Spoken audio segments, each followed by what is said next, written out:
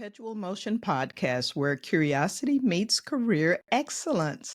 I'm Dr. Mo Anderson, and I invite you to join me on a journey of personal growth. In each weekly episode, we dive into inspiring and often hilarious conversations with global experts. From communication mastery to wise investments, we've got you covered. Today, I have not one, but four amazing women joining me in the studio. They have been friends for many years, but during the pandemic, they began to deepen that friendship through daily communication and support. Those exchanges eventually became a book called The 40-Day Reset. It's all about navigating life's challenges with your girl squad. Our group discussion today is intended to encourage you to reset your perspective on life and strengthen your bonds with those around you. I cannot wait to hear more. Welcome, ladies. Hello. Thank you, Dr. Mo. Hey, thank you. This is a first for me. I think I've interviewed two people at a time, but not four. First, I'll ask you to introduce yourselves to the listeners. Kidding aside, this is going to be fun, but these are some serious ladies with some just real professional credentials behind their names. So tell us, if you will, your name, occupation, and how you came to be connected with this great friend group. Thank you, Dr. Mo. I'm Shantell Thomas, and my occupation is a D&I practitioner. I've done that in several Fortune 500 companies, and I met my wonderful friends in college. All of us, you hear our story, we all met in college. And Renell was the first one I met, so I'll kick it over to her next. Hi, Dr. Moon. Thank you for Hey. allowing us to join your podcast. Let's see. My name is Renell McKinnon. I am a second grade teacher. I'm going into my 16th year teaching. And, I met Shantell and the other ladies at St. Augustine's College, now university. And we graduated circa 1994. So we've been friends for a long time. Next up, I'm going to introduce my girlfriend, Danielle. Good evening, Dr. Mo. My name is Danielle Brooks, and I am the Chief Human Resources Officer at Legal Services Corporation. We are the single largest funder of legal aid offices nationwide. And as already was stated, I met my girlfriends on the campus of St. Augustine's University, a wonderful historically Black college in Raleigh, North Carolina. And we will round it out with Teki. Teki, take it away, Teki. Thank you. Hi, Dr. Mo. And like everyone else said, thank you for inviting us to be on your podcast. My name is Teki Best, and I am in scholarly publishing. I have been in this realm as a managing editor for over 20 years. Of course, I met all my girlfriends here at St. Augustine's College, University. Strong connection with Shantell. We are sorority sisters, and Danielle is part of D9 too. And we're gonna get Renell there one day. But we all have that commonality. D9, we need you in the divine nine. I'm Greek too.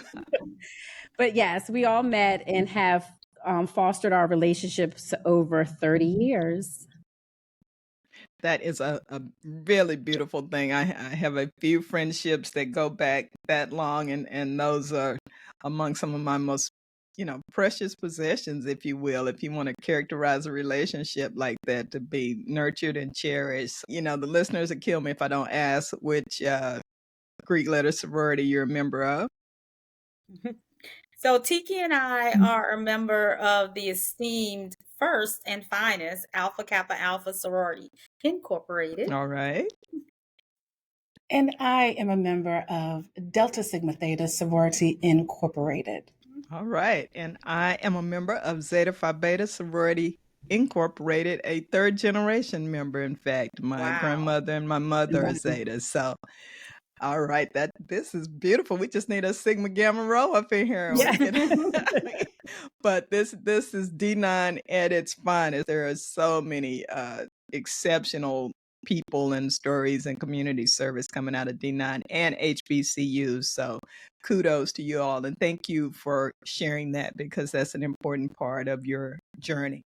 So let's start with the topic of friendships among women. And I want to start here, and I was excited about this episode because some people watch so much reality TV, they don't believe women can even be friends. I would like to know, how have you defined and nurtured meaningful friendships with other women? I think for us, having the connection at such a pivotal time in our lives in college, when, like we actually really needed people because we were away from home.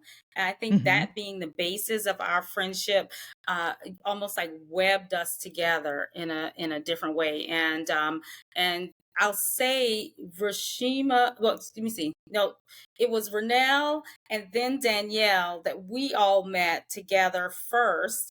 And then I met Teki. But it was all of us individually feeling like we wanted someone that could be our person. And I think college in and of itself does that, because you're in a space where you don't have anyone except the people you meet and develop a relationship with. So I think the genesis of our relationship made us want to support each other and be there for each other. So kudos to the actual kind of college experience for doing that. But I think as we think about it kind of going throughout the years, I think that we have to be people who honor the fact that it will ebb and flow. There are Right. times that we're all parents, and sometimes during our lives we were leaning in very heavily and couldn't talk to anybody, and we only got together once a year for homecoming. Right. But we actually honored the fact that Danielle can't come this week, but she'll call us next week. Or we, like Renell can't do it because her kid has a rugby game or whatever. I think we have to really not degrade. I think that's something that comes from reality TV. We see a lot of women degrading the value that people bring, and that's not happening here, because we all honor the space that we inhabit at the moment in time we do it. Yeah. Wouldn't you say that, Teki? I would totally say I love like that. What a Yeah. whatever great we can answer. do when we can do it. Yeah, Yeah. And I feel definitely. like, I'm sorry, Shantell, but I feel like over the years we've fostered relationships differently. Luckily, all our kids are around the same age. So we were going through the same thing at the same time. And I think that helped a lot to foster our relationship. Now that we're of age, women of age, and our kids are of age, most of them, I think our friendship has taken a different turn. And we're there for each other in a different way now, because now it's not just about mothering, even though that is one of the major conversations that we have, is mothering and lifing. But we also are there to support each other in a new journey of us being of age. And I think having that support over the years, we started really supporting each other big time during COVID. We would have a monthly Zoom call with all of our girlfriends. There's about 11, 12 of us in the group, and we would do activities with each other. And I think during COVID, we needed that. And that has brought us, I think, closer than we've ever been as a friendship group. That's beautiful. That's beautiful. Yeah, the pandemic was a worldwide trauma. Never have we all cultures, ethnicities, countries, what did they say, from the strip club to the churches, just been shut down like that. Yeah. And it was traumatic. It was traumatic. I had a family group that I met with, as well as a girlfriend group, and it really sustained me. But you said something, Shantell, that I want to revisit, because you made an important point in being able to understand that other people our friends have things pulling on them. Because, I've had relationships with people, and sometimes we don't tell our friends every single thing going on in our lives. And, people will tend to think your absence or non-communication is about them, when it's just, you're just freaking overwhelmed. It's not about you at all. In fact, I'd love to hear from you, and I'm sorry I didn't call you back, but call me again, because you know me. You know something. You should know that something must be up. I'm not just going to ghost you. So that's one thing. I love that you said that, and that you guys have been friends for so long that you give each other some grace and understanding that there are relationships outside of this friendship and those have to be respected. And I mean, even just looking at the way you guys listen to each other, it's just that, there's just so much respect and love there. I just love what I'm seeing here. You're filling my little cup up. That's good. I think, and also like we live in different places. Danielle and Teki live a little further north than Renell and I. And we do have to really respect that we are not with each other every day. And so we drop in on conversations literally like we just left it off, right, Danielle? I swear, I like know we that. will actually start the conversation in the middle. Because you remember when ... Yeah. And And so, not miss a yeah. beat. I love that. Not miss one beat. And I think as Shantell and Teki were both speaking, the word that popped in my mind also in our group is acceptance. I always kid and talk about Shantell as the gatherer. Many of us are connected by her, but there's just an acceptance of whatever that connection is to Shantell. We also have people that have formed connections outside of Shantell, even though we've met through her. Yeah. We have another friend, Sean, that we were going through a similar thing at the same time and really connected through the pandemic. And she was like, "Can I just call you?" I'm like, "Sure." Like we don't need to be on our monthly Zoom. So I think just that realness and being able to have a space where there's no mask, there's no pretension, but accepting each one of us wherever we are in life and however we've been connected into the circle. Yeah. That's nice. That's nice. No judgment zone. And you need that with your friends. You need to be able to take off the mask and the cape and the stilettos and the Spanx and all of that and just be. Just be. Yeah. My next question ties into this long-term friendship and the trust. What role does vulnerability play in building strong connections, either within your group or just broadly? How do you see that playing a role? That's I'm going to say, good. I think that you have to be vulnerable if you're going to be a true friend. And I don't think that you can have a friendship without being vulnerable. We have been there for each other through everything. And even on our outside relationships that don't have to do with this group, I think that we all have great friendships because we are vulnerable.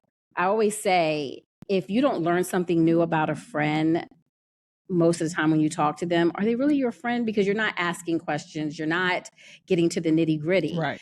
So that's kind of my motto. Like if I'm still surface with you, that's where you're going to always stay, is surface. I'm not going to, indulge anything to you. I'm not going to ask you a whole bunch of questions. But I think with this group and with my other friend groups, but this is probably the most important group that I have.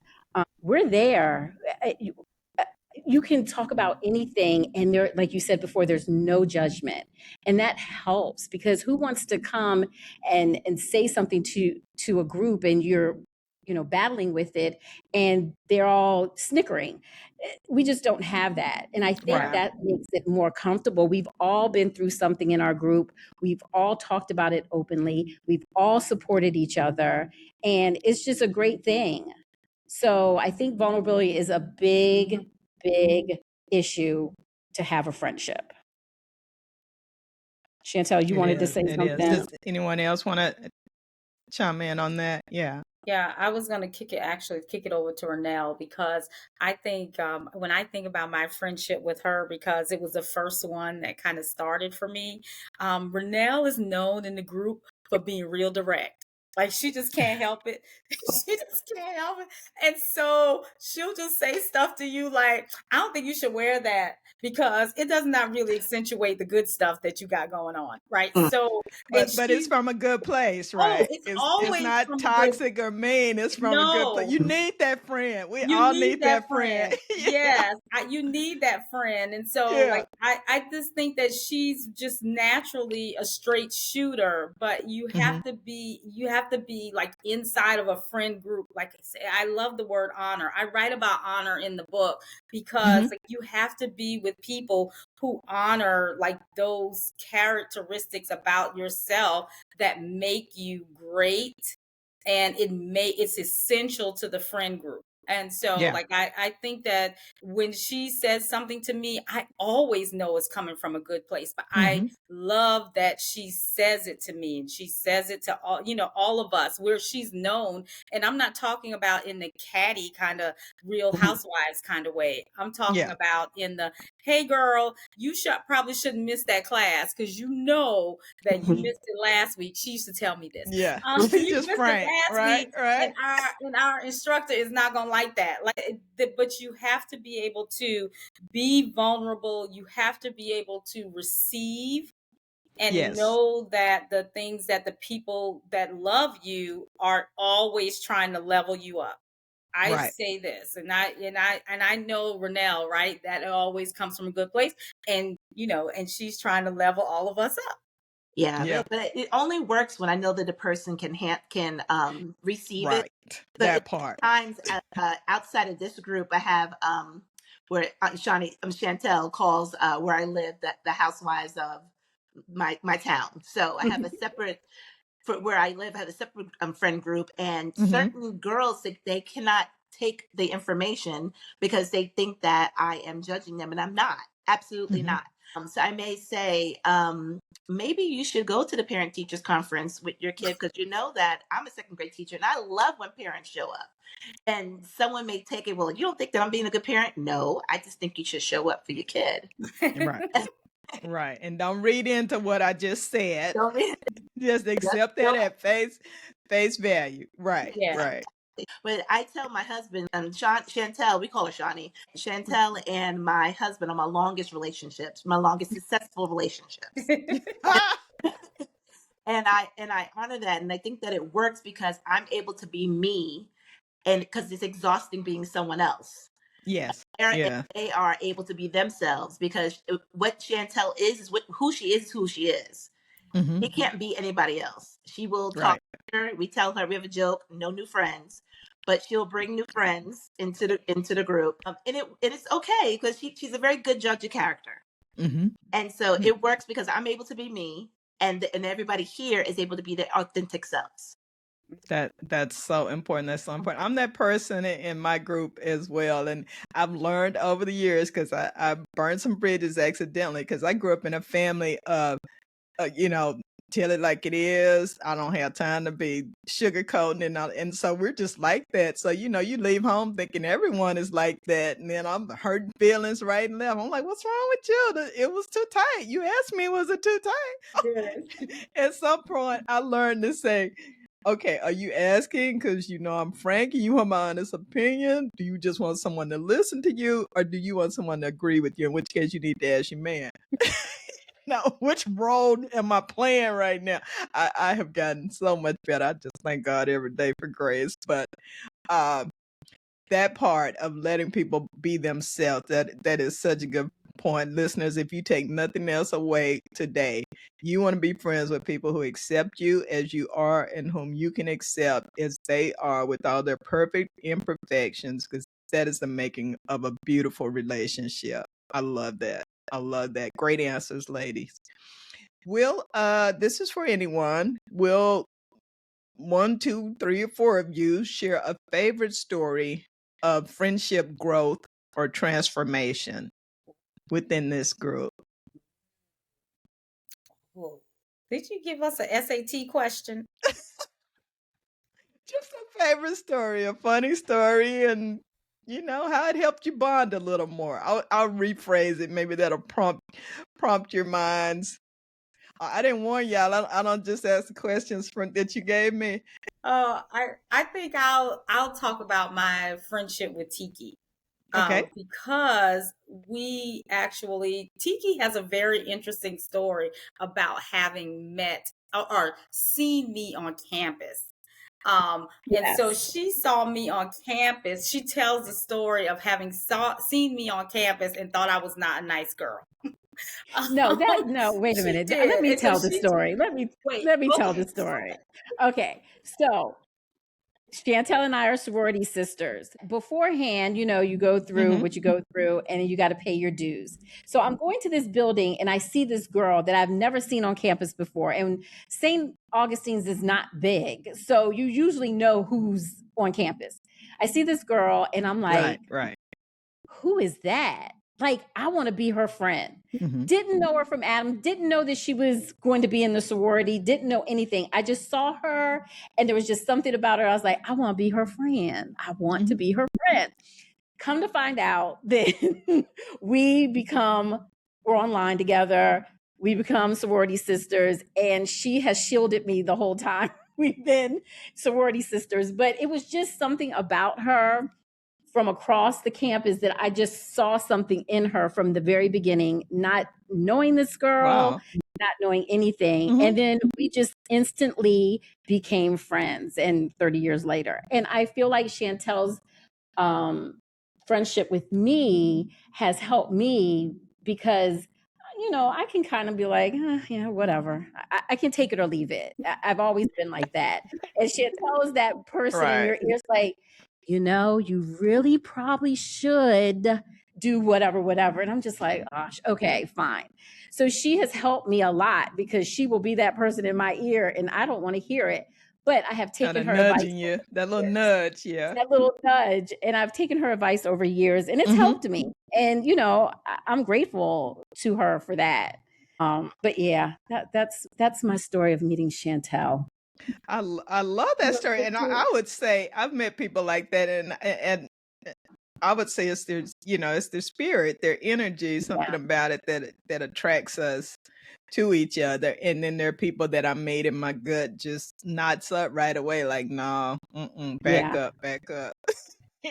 So yes. and it's important to listen to that. Rarely is it wrong that emotional intelligence in my case and in your case, look what that led to. So I'm really glad that y'all went across the burning sands together. That's pretty cool. Anyone else have a friendship story from back in the day or more recently? I'm not going to name any names, but I do. I do have a quick story of us returning from hanging with someone in another city, and I had a frank conversation with Shantell, telling her that this will be my last trip visiting this person. That she does not embody the type of friend that I want to be around. She's mean, she's judgy. Shawnee listened to me, and she's like, you know what? Okay, because she knew that I never do that. I mean, I get along with mostly everyone. And so we had that deep conversation and I was like, Shawnee, I can't do it because I don't like how I feel around her. That's important. And it was really important. So we had a conversation and that was the last trip we took there. That was it. That's interesting. But it's not this friend group, but it's not this No, group. it's not. No. Not this group of people. But but it's honoring that. I think that's the thing, like it's just so important in friendships because it's when I think about back to your question about transformation, as I hear Renell tell that story, like it actually transformed the way that I think about friendships because there's something in that kind of younger version of yourself. You just invite everybody in. And so although I'm, pretty discerning, I would say that part of it, like when she said that, it transformed for me the way I kind of almost guarded myself and guarded my energy. That's a good word that you said, Dr. Mo. It kind of guarded my energy. So, so that transformed the way that I friendshipped. And that was really kind of due to that experience with Renell. But I'll let Danielle chime in because I'm guessing Danielle has a good story. Well, I'll go back and then to the current. I met Shantell and Renell through another person that they were all very close. And it's just, we joke about like, we're still friendly with her, but she's not as close in. And so I was kind of the extra one that was just brought around initially and then remained. And when we talked a little bit earlier about different seasons, I was in many years, like in a marriage that was all consuming, that was emotionally abusive and draining. And Shantell is that friend. Like I'm a veteran, but she truly is like, leave no soldier behind. So she will always like, we're going here. Can you make it to CIAA? Like a decade later, she was still like tapping in. And so That's again, beautiful. never losing sight of where we dropped off at, but bringing me always in. And I remember I think when CIAA was still in Charlotte, and we had just been out, we were doing day parties because we got to that age where we weren't going out at night anymore. We were doing things in the daytime and then having our own party in our room at night. And right. Renell and Shantell began to talk about different stories that I had shared with them at that point, probably 20 years ago, about my family and asking about my sisters. And I remember driving home, like crying, like they listened to me, they remembered, me. And so when I think about, in our book, one of the chapters of our friend Vanessa wrote about remembering, it is something when we think about, God remembering us, but having girlfriends that truly listen and see you and remember you and can remind you of who you are, even after going through whatever in life, is just profound. And I treasure this friendship so much. That's beautiful. I remember a friend giving me a card one time, and she's one of my best friends. We've known each other since we were 10. She gave me a card and it said, a friend is someone who knows the song in your heart and they sing it to you when you forget how special you are. Oh, that is beautiful. I still have it. Isn't that beautiful? And that's what friends do, is just put you back on that pedestal and remind you what a queen you are. And listeners, if you're listening to this, trying to learn about friendship, if you're around people and you feel bad when you leave their presence, you don't feel full, you don't feel positive, you're thinking about all night, woulda, shoulda, coulda said, instead of laughing and smiling. Rethink that friendship, rethink that relationship. Some people you have to love from a distance or they will kill you up close. What you're hearing here are some beautiful, beautiful stories of connectedness. And this is true friendship. I have this in my life. I've seen it. It's not made up.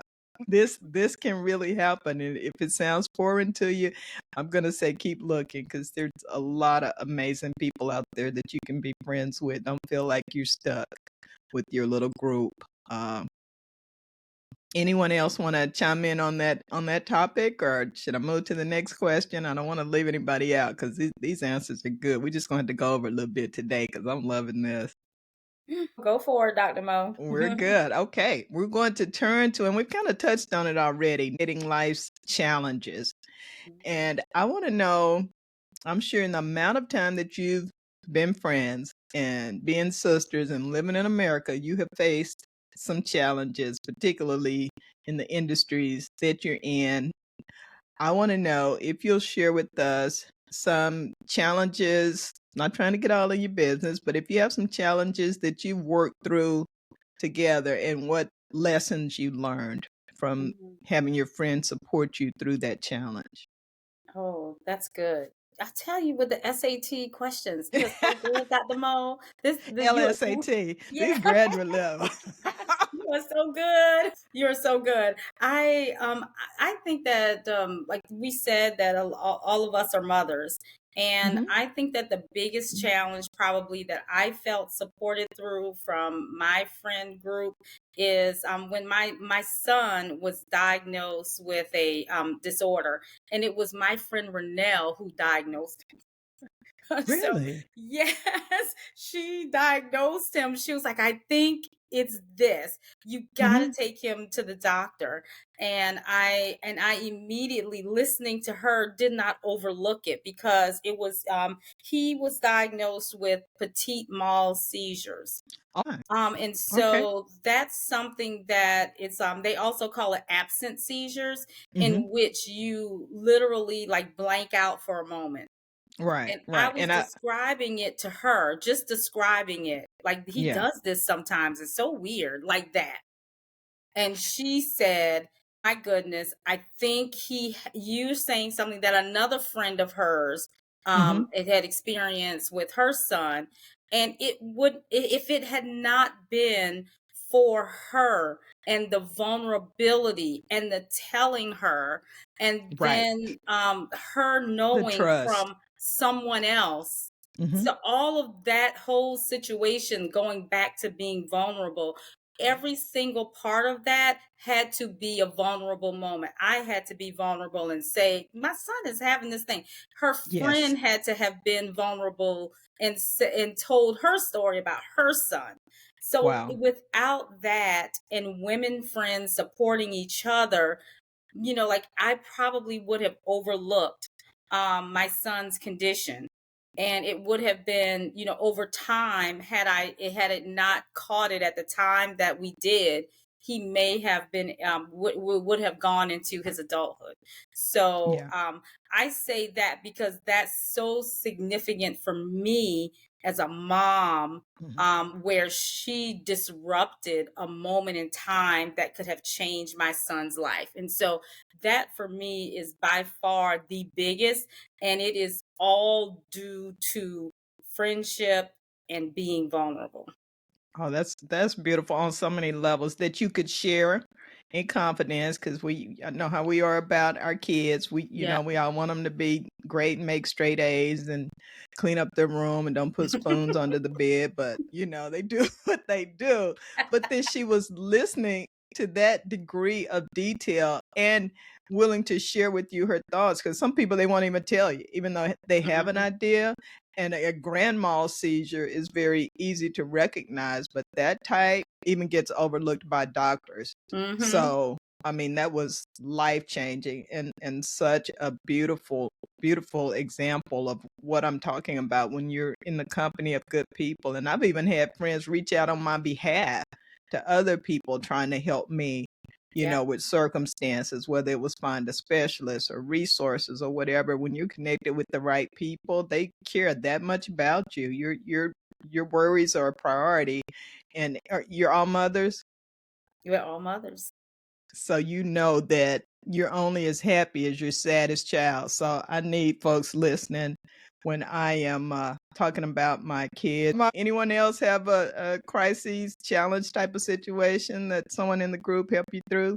I have a quick story. I was in a relationship from college into after I graduated. Shantell said to me, I think we were going on 2 years. 2 years too long. I think it lasted 4 years. But I think into year one, you said he's not it. He's not it. And I remember, I just could not shake him. But could not to Take change him the to the curb. That's not the one. But she said he's not it. And thank goodness that I listened, because I knew that he wasn't it. But I allowed that relationship to keep going, and I think it lasted maybe 4 years. But I knew that this isn't it. Thank goodness, because I met my husband. But I honored that, and I didn't take it like you're just jealous. You're not involved. You were in a relationship at the time, but you're just jealous that you don't have a guy like him. It wasn't that. You were honest, and then I knew. I was like, okay, this is what it is. He's not it. And what is it that you didn't see? What effect was he not having on her? What is it that you didn't see that made you say that he's not it? Oh, that made me see that, because I think that he didn't gosh, I keep saying the word honor, but I swear that is such a significant word. It is. I just think that Renell is just such a great person. There's so many facets to her. I think for all of us that you have to have the people in your space that honor all of the good and the bad and the funny and the all of the wonderful things about you. And I just think that he didn't. I think he just missed the boat on seeing how special that she was. and all the time. She missed the boat all the time. Maybe one time. So you gave him a chance. I mean, 4 years. Missed the boat all the time on seeing how special she was. And you know how sometimes it's like when you're on the outside looking in, you can see with a little bit more clarity. Right. And that's it. I just felt like I could see with a little bit more clarity because I had no emotion tied to him. Yeah, Gotcha. just to her. Gotcha. Yeah. I love that you told her in real time, because my friends always wait until we break up, and then they're like, I didn't never like him. That is too funny. I could see he was a liar the day I met. I'm like, oh, I was caught up. Oh my goodness, it just made me think of the Usher song. This is caught. Yeah. That's good stuff. Good stuff. We know, getting a little more serious here, we know there's a loneliness epidemic. I mean, we see it. There's all kind of data now to support it. There are so many people who don't have, what you have. It's amazing to me how many men in particular, but women as well, I meet who say they don't have any friends. Just go to work, go to church, live their lives. They don't have any friends, or they've lost contact with friends that they have for one reason or another. What advice would you give to someone struggling to make or maintain friendships through life's transitions? I'm going to tag Teki. I think because Teki has like sisters too. And I think that, and so does Danielle. So they have sisters. And I think like people who have almost like sisters have a unique view into like girlfriending. And so they know what it looks like, the ebb and the flow and the up and down of it. So I'm going to tag, if you don't mind, Dr. Mo, I'm going to tag Teki on that. Tag away. Yes. Shantell has said to me many times that your very first friendships are your sisters. And I never really thought about that until she mentioned that to me one day when we were talking. And I was like, you know what? Yeah. And I'm really close to my sisters, and I have a brother also, and we're all very close. But I was like, yeah, they do help. They did help me understand what being a friend was. I think during COVID, when you're talking about loneliness, that's when it hit probably a lot of people. They couldn't keep up friendships because if they were just social people who went out a lot, they didn't know how to not be in that atmosphere in a bar or out to a club and drinking and all that. They didn't know how to be friends outside of that. Luckily for us, we were very social. We'd go to homecoming once a year. We would try to meet up. I sometimes didn't go, but we would try to meet up for homecoming. But I think Shantell, as a person who brings people together during COVID, she was like, hey, I need some support. Even though we have our families at home, I need a different type of support. And so we did this Zoom call every month. And that, I think, fostered our relationships to another level. And I would just say to people, you got to first look at yourself, because you can't be a friend to somebody if you don't understand yourself. That's how I feel. And we talk about that in our book that we wrote together. I talk about your inner child in our book, and how healing her helped me foster my relationships with my sisters, with girlfriends, with my husband. And I think by me sitting down and writing this book, and Shantell will tell you how we came about it, but writing my contribution to the book, it helped me make better friends. I feel like you have to be good friends to people. It can't be a one-sided friendship. You have to put in the work. Right. I think friendship should be easy. I don't think it should be a hard thing where you're like worried about, oh, I didn't call that person today, they're going to be upset with me. No, I think friendships should be easy. You should not be working hard to keep a friendship. The friendship is there, it'll be there. And like Shantell and Danielle and Renell probably said, that we just start conversations in the middle. I don't talk to Danielle every single day, but if I text Danielle out of the blue, she's not going to be like, why are you texting me? She's just not. She's like, yeah, what's up? What's going on? What do you need? What can I help you with? That's just how we are. So I think loneliness is sad, and you have to start within yourself. Great answer. If I could tag on to that, Teki, that just is so resonating with me because, when you mentioned in the writing, what we wrote in the book, one of my chapters is on worthiness. And it was a lot of inner work that I had to do to uncover the unworthiness that I brought to my relationships. And I found my worthiness through works and through people pleasing. And I looked at it as I'm just a go with the flow person. And, but that was partly me. And again, childhood issues that are not for this conversation, but I had to go through a process of learning myself, learning how to voice what I needed. And part of that was assessing my relationships. Where is the reciprocity? Where is that old version of me that is still in this very diminished capacity? And I need to put this person in a different placement in my life. And looking at our relationships and taking stock of what we need. Sometimes you just need the girlfriends that are the ones you just kicking it with. We have in this group people that we go deep with. You can't go deep with everybody. I think, some people try to make one person meet every friendship need that they have. And so I think it's about understanding there's different people that are going to meet different needs. Right. But again, to be repetitive, understanding yourself, how you show up, and maybe not trying to keep going to that same well and getting rejected, or again, the lack of reciprocity, because that person just can't give you what you desire in a relationship. So kind of positioning yourself. Again, we're in an age of the internet. There's all kind of ways, meet up, joining into activities that you may have not done since you were a child, or things you always wanted to do. There's a group for everything. I'm in a writing group. I enjoy writing. There are people I would never have met if I was not in that group. So I think that it really is about utilizing the access that we have. But first, again, being able to identify, how am I showing up and what do I need in these relationships? Very good. Excellent. And leave the house too, if you want to make friends. I don't understand these people just sitting up scrolling on the gram and watching TikTok and Snapchat, telling me I don't have any friends. No, you don't. You have some virtual relationships, but friendship, while the relationship should be easy, the communication, the conversation, there's some work involved in connecting with people and in planning, whether it's a Zoom meeting or we're going to dinner or a day party.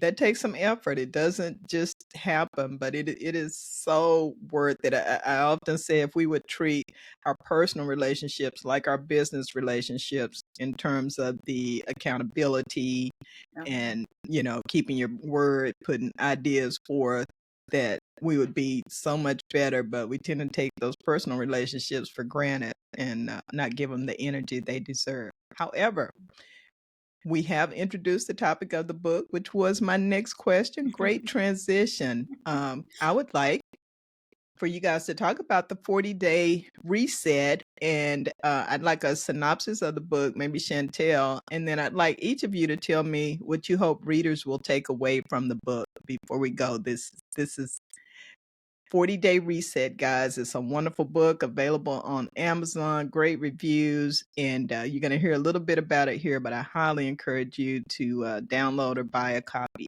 ASAP. You've heard the authors. It just gets better from here, I swear. I love that call to action, Dr. Mo. Yes, immediately get it. So the book actually came just randomly. We are our audience, so it's about 11 of us in all, and we were supporting each other through COVID, and out of COVID, we got a much deeper and richer relationship. I think almost like we had moved into this space of we were mommying a lot through our lives. And I feel like COVID opened up a space where almost like we began to be women again and not just mommies. And so it started with all of us just being connected, courtesy of Teki on Zoom once a month. and it almost like it reconnected us. But then Lent came around, Lent of 2023 came around, and I felt compelled to just turn my video camera on and say what I'm feeling today. And I chose a topic and talked about it. But just like with everything, my friends know I need help. I'm that girl that everybody always helping me. So I'm like, hey y'all, we are our audience, but I need help because I committed to doing this for 40 days, but I'm at day 10 and I'm struggling, which is that's my story. And my friend's story is all right, we gonna get up in here too. Here you go again. Yes, that's true. Here I go again. And okay, we're going to help you with us being the audience. And so topically, like each of us of our own choosing just took a topic and just turned the video camera on and talked. Well, at the probably by November, December, I felt like this could be something that could be valuable to others. And I had the videos, all 40 of them transcribed. And when I did that, it looked like a book. It's just like flipping through the pages. And then I called them, I think might have been December. I'm like, y'all, I think this is a book. That's amazing. Yes. And as my friends do, they're like, well, all right. So I said, I'm going to upload all of the transcribed audio, and I need each of you all to go in and edit your stuff. And they did, and it turned into a book. So that is the derivation of and how it came to be, the 40-day reset. And we actually, from them agreeing to do this with me, we have done so much else to support it, to support the book. But know that when you open it up, you're going to hear the voice of each of us through reading our words. And each of us tackled, a topic at least. Danielle, she's a STAR student. She tackled 3 of them, and then I covered the rest outside of that. So each person has 1. Danielle has 3, and then I have the rest because they had to help me with my heavy lifting. The thing that I created for myself and share, that's what they say, I share my to-do list, which is true. But they come through. Through. And, right. And so it really is that your listeners will lean into topics like Renell's is worry. Teki is inner child. Danielle talks very deeply about what she mentioned, worthiness, and her body. I can't remember your third one right now. Danielle, but if you remember, if you can wait. Cycles. Okay, cycles. Yes, cycles. That was it. And I talk about I'm being a dream keeper for my children. I talk about honor because I honor for me is really big. It shows up in my life in a lot of ways, and so I dedicate a chapter to that. Beautiful, beautiful. Co-authors, you want to share briefly what you hope readers take away? We've got a great synopsis and overview, but I'd like to know your hopes. I mean, you had to be thinking somebody's going to be reading this as you're editing and looking over the transcript. What would you like for them to take away from that experience? It's funny. I have not read the whole book yet. I have been piecemealing it and just taking my time with it because I think that I'm going to be upset when I'm finished the book. So one thing about the book is that you don't have to read it in order. So what I've been doing is just sitting down every once in a while, flipping through the table of contents and like, okay, I'm in the mood to read about whatever the subject could be. And I think our readers, I think our readers are going to really enjoy that. And I want them to take away that everyone has something that they're dealing with, but you can overcome it. And I think by reading our book, it'll help you. I mean, my chapter on the inner child, and that was what I was working through during COVID. I was just upset all the time. And I was just like, why am I upset about anything at any moment? And so I did some research on the inner child, and I decided to work on her and, just become a better me and not carry baggage anymore. So I'm just hoping the readers will get our message because I think it's a great one. Mm-hmm. Nice. Thank you for sharing. And I think the way the book is broken up, I take it day by day. So I am on day, because when I first ordered it, I read the whole thing in one day, and I was like, oh, man. So now I'm taking it day 1, day 2. So now I think I'm on day 20. Yeah, I think I'm on day 20. And so the way I'm doing it, I'm incorporating it into my prayer, into my devotion. Mm-hmm. And I love that because each chapter, most of them have a scripture that's linked to it. So I like that part, and I'm incorporating it into my devotion for the day. And I was like, whatever is going to be, this is what I'm setting my day up for success. So I think when your readers get the book, when your audience gets the book, they can incorporate it the way Teki talks about, just pulling different subjects or using it as like a daily planner. Okay. Mm-hmm. Good to know. Good.